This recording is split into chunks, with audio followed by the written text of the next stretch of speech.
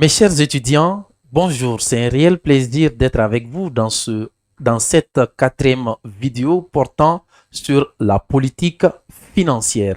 Il est important, après avoir eu des notions de base sur l'intérêt indivise, qui est l'intérêt effectué au prêt d'un seul prêteur, nous allons voir ce qu'on appelle l'emprunt divise, qui est plusieurs prêteurs face à un seul emprunteur. Et ici, vous allez comprendre à travers la définition. Un emprunt obligateur est un emprunt divisé en fractions égales appelé obligation. Ces obligations sont souscrites par un grand nombre de prêteurs appelés obligataires. Et là, il est important de savoir pour quelles raisons on se retrouve avec des emprunts obligateurs. Quand nous sommes dans le monde de la finance, il y a ce qu'on appelle le risque. Et lorsque vous avez un projet d'investissement rentable qui demande une somme colossale, il est important de ne pas prendre le risque avec une seule institution financière, au risque de ne pas pouvoir honorer à l'échéance, de partir sur un marché financier pour faire des émissions d'obligations. Et là, le risque sera partagé. Une entreprise qui a un projet de 200 milliards, vous voulez qu'une seule banque vous finance. Et si vous n'arrivez pas à honorer, ça sera un problème. Ça va entraîner une crise financière qui sera plus tard expliquée par une crise, ce qu'on appelle économique, avec des chômages et avec la réduction du pouvoir d'achat des acteurs. Mais plus tard, peut-être avec une autre vidéo, nous allons vous expliquer les enjeux géofinanciers pour que vous compreniez un peu la logique, ce que ça peut engendrer au niveau de l'environnement en question. Il est important dans la zone précise.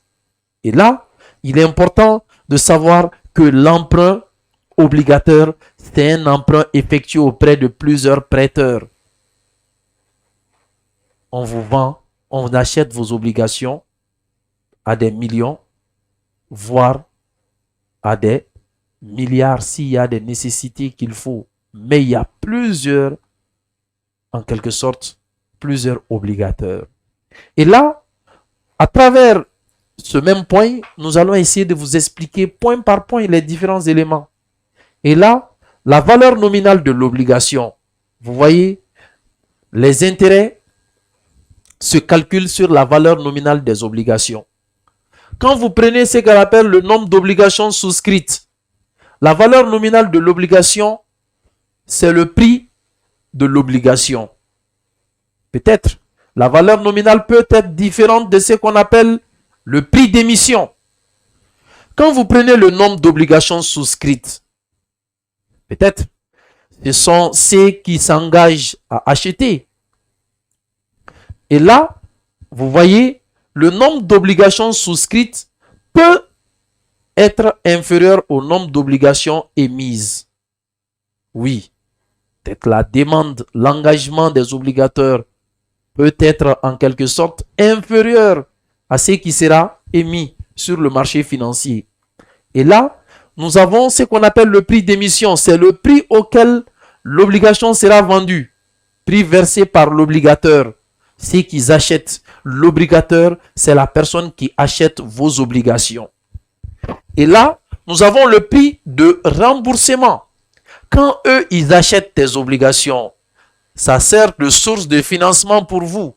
Et à un moment bien précis, en fin de contrat, vous devez rembourser ce qu'ils ont acheté. Si l'obligation a été vendue à 10 000 francs, vous pouvez rembourser à 10 500 francs ou à 11 000 francs. Et la différence est appelée prime d'émission.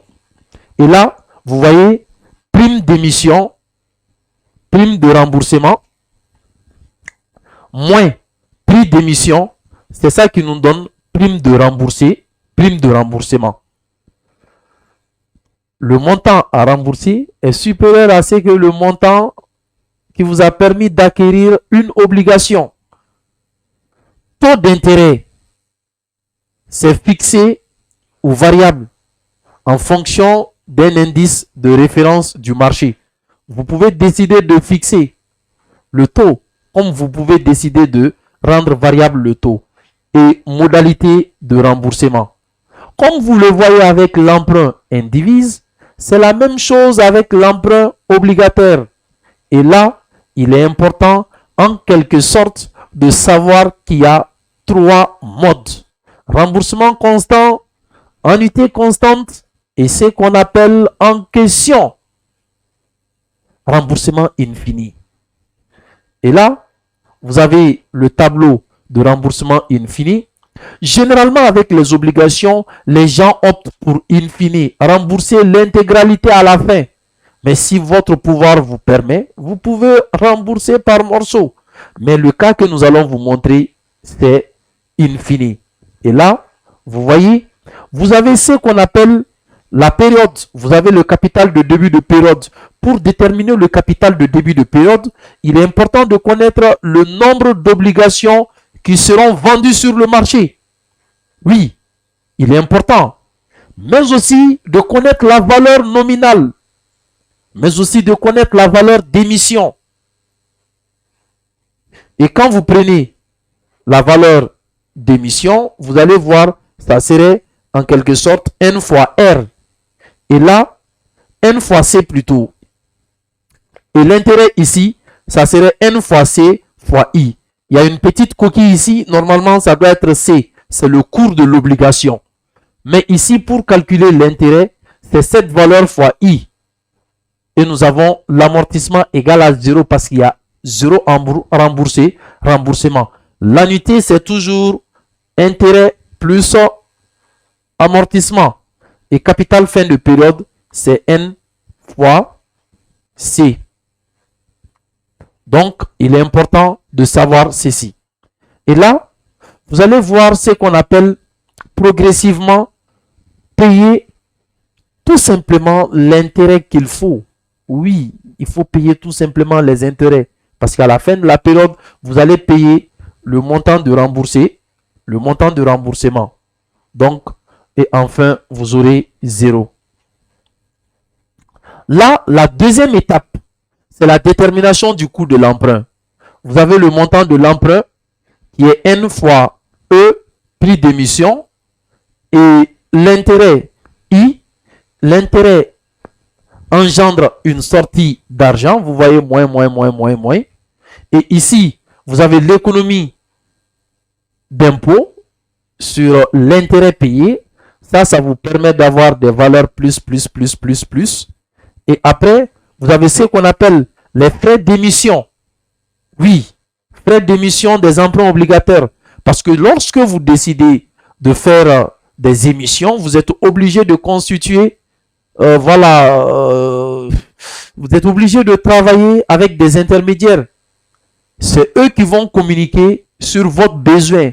Et ce sont ces frais qui sont appelés frais d'émission. Mais il y a l'économie sur frais d'émission aussi. Ça vient en augmentation. Et après, vous avez ce qu'on appelle le montant qui doit être remboursé. Mais généralement, ça, c'est en fin de période. Vous voyez, c'est jusqu'à la dernière période que vous allez rembourser le montant qu'il faut.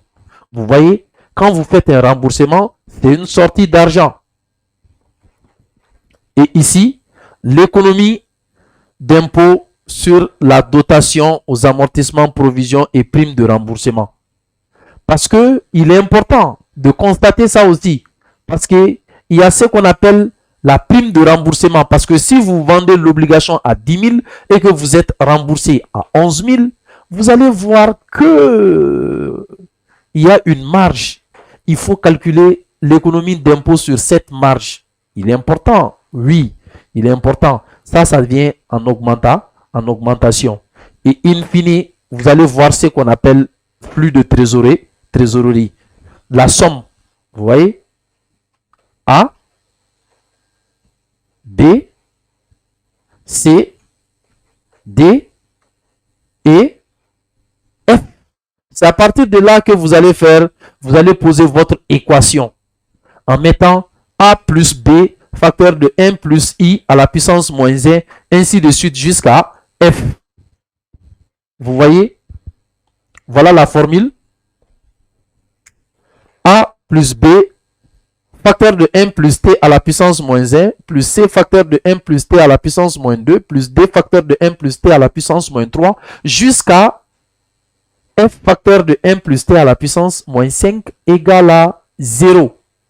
Il est important, oui. Donc, c'est ça qui va vous permettre de faire ce qu'on appelle l'interpolation linéaire.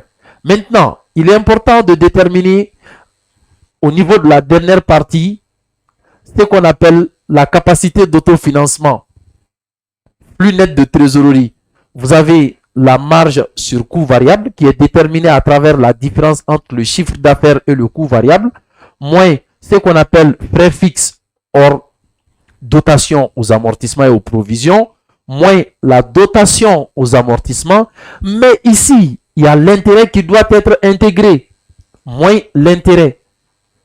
Ça vous permet de donner ce qu'on appelle le résultat avant impôt. Et là, vous avez maintenant l'impôt qui est calculé, qui vient en diminution. Ça vous permet d'avoir le résultat après impôt. Et là, vous ajoutez la dotation, ce qui va vous permettre de déterminer la capacité d'autofinancement liée au financement par emprunt obligataire. Vous voyez? Donc, enfin, on peut déterminer le flux net de trésorerie après la détermination de la capacité d'autofinancement. Vous avez la capacité d'autofinancement. Et là, vous avez la valeur vénale de l'immobilisation ancienne CD.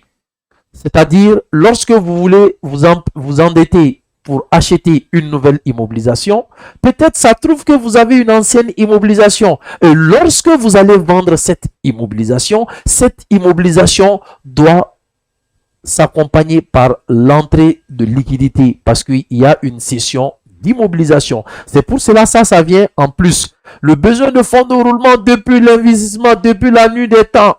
On vous dit que ça c'est récupéré en fin de période. Vous voyez? Et là, nous avons la valeur vénale de l'immobilisation nouvellement cédée. Ça vient jusqu'en dernière position parce que ça c'est fait en fin du contrat en question. Et vous avez le montant de l'emprunt. L'emprunt contribue à faire entrer de l'argent. L'investissement fait sortir de l'argent. Et là, la variation du besoin en fonds de roulement, ça vient en diminution. Vous voyez? Et là, on se retrouve avec l'amortissement de l'emprunt. Parce que à chaque fin de période, vous allez payer une partie de l'emprunt obligataire. Vous voyez, première période jusqu'à la 5e période. Et enfin, on va déterminer A, B, C, D, E, F. Comme je l'avais dit, la somme cumule, plus, moins, plus, moins, plus, moins. Ça donne ce qu'on appelle F. Et là, voilà la fameuse formule de la vanne qui vous permet de faire l'interpolation linéaire. C'est-à-dire, vous allez poser toujours l'équation égale à 0. Vous voyez? Voilà la vanne. C'est à peu près la même chose que l'autre. Vous voyez le tri aussi qui est calculé. Et là, mesdames et messieurs, c'était ces quelques mots que j'avais avancés auprès de vous pour que vous compreniez un peu les coûts qu'il faut pour, en quelque sorte, déterminer dans le cadre d'un emprunt obligataire. On se donne rendez-vous à une prochaine vidéo. À plus.